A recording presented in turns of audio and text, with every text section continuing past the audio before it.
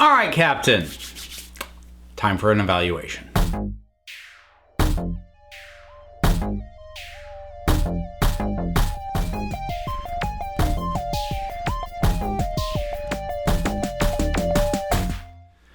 Alright, so, new trailer for Captain Marvel, and before I talk about this one, I kind of want to address something kind of left over from the last trailer. Because I did what I usually do, which was watch the trailer, give my thoughts, rather than like get a gauge on what everyone else thought of the trailer first, I completely missed that it became a big thing that everyone's like, Brie Larson's so wooden. And if I'd realized that that was going to be something that people made a thing out of at the time, I would have brought this up before.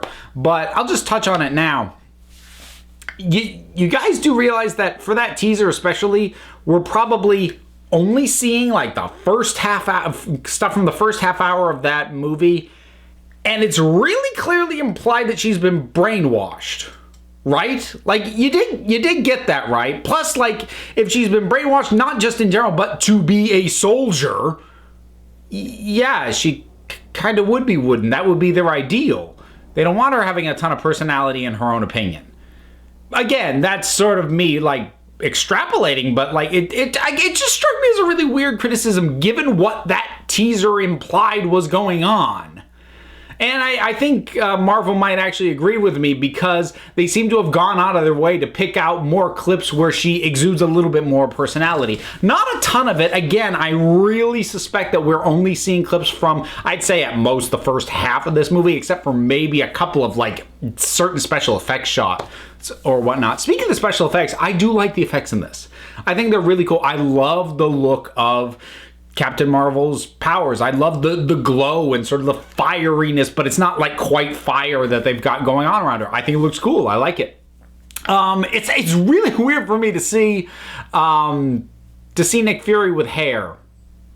I don't know. I've just gotten so used to Sam Jackson, bald eye patch, and now 2 eyes in the hair. I'm like, I mean, I know it's you, but okay, I gotta reconfigure my brain.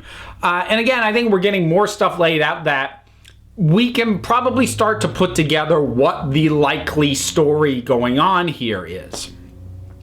So if you're worried about speculation, which I usually don't do too much of, but I feel like there's been enough breadcrumbs laid in this new trailer that I would feel weird not doing a little bit of speculation. So I'm going to go ahead and do that. So, you know, it lays out right at the front. So there's Skrulls, and they're the bad guys. And I'm like, yeah, that is absolutely not the whole story. Which, honestly, if you're not new to the MCU, you kind of already know, because Captain Marvel is initially, at the start of the story, serving the Kree.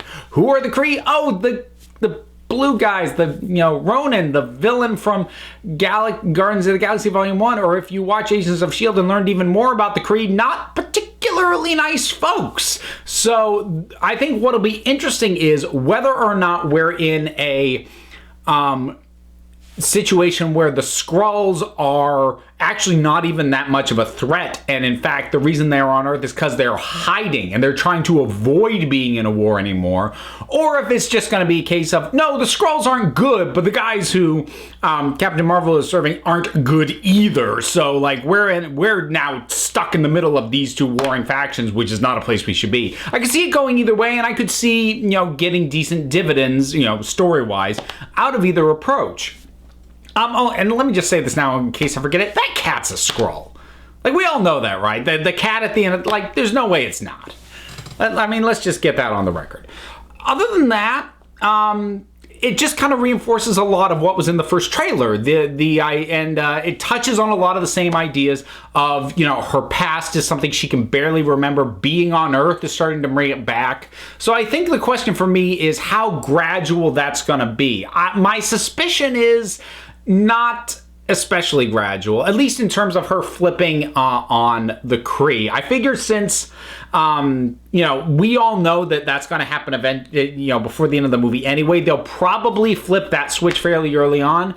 But maybe not mean that she suddenly remembers everything about herself. Like, she'll still have things to sort of realize about herself and get a more sense about her place in the universe now that, you know, it's not what she thought it was. That'll probably get drawn out, but I think her leaving the service of the Kree, that probably happens by the end of Act 1. That's probably front-end stuff. And then from there, how it pans out just depends on what they built up as being the major things going on from there. I'm still kind of thrown off by the helmet mohawk look. Like, it's not a bad look. I think I don't love it in the comics either, and it's actually really hard for me to nail down why, because I like mohawks, especially on women. Weirdly, I don't know why. Like, I love Storm's mohawk look. Again, I don't know why, I just do. But something about this one, I don't know, it's never worked for me. Again, even in comics, I don't really love that look. So, I mean, just something about it doesn't click for me. But that's a design issue. The effect, you know, of it being there and like kind of coming off and the hair drops down, actually pretty decent effect as far as that goes. I'm not sure I've got too much else to say about it. It was kind of cool seeing a little bit more of the old lady reaction and see her actually start ninja flipping about. I'm like, okay, that's just fun. Like, if you're gonna have the Skrulls there, that's the kind of stuff that I want to see at least in one scene. The sort of the fun and the joy of, oh, it's an old lady. Oh my God, she hit an old lady. Oh my God, the old lady hit back and is doing ninja flips. Like, that's the kind of fun we should be having if we're going to be doing the Skrulls. So, like, I like that. I doubt that that's going to be the approach for the Skrulls for the whole movie. But I like that it looks like they're going to be taking advantage of those kinds of moments. So, like, that's cool. I'm not sure I've got too much else to think about it. Like, this trailer didn't blow me away by any means, but it kind of reinforced what was working for me in the previous trailer. So I'm looking at this, I'm seeing effects that look decent, I'm seeing actors I like, I'm seeing like little moments that are kind of cool and fun. Brie Larson, while I'm not blown away, I'm like, yeah, I can't wait to see her. Like, I'm not put off by her at all. So I'm like, cool, let's see what you've got. Like, I think my best position on this film is that I am accepting. I'm ready for this film.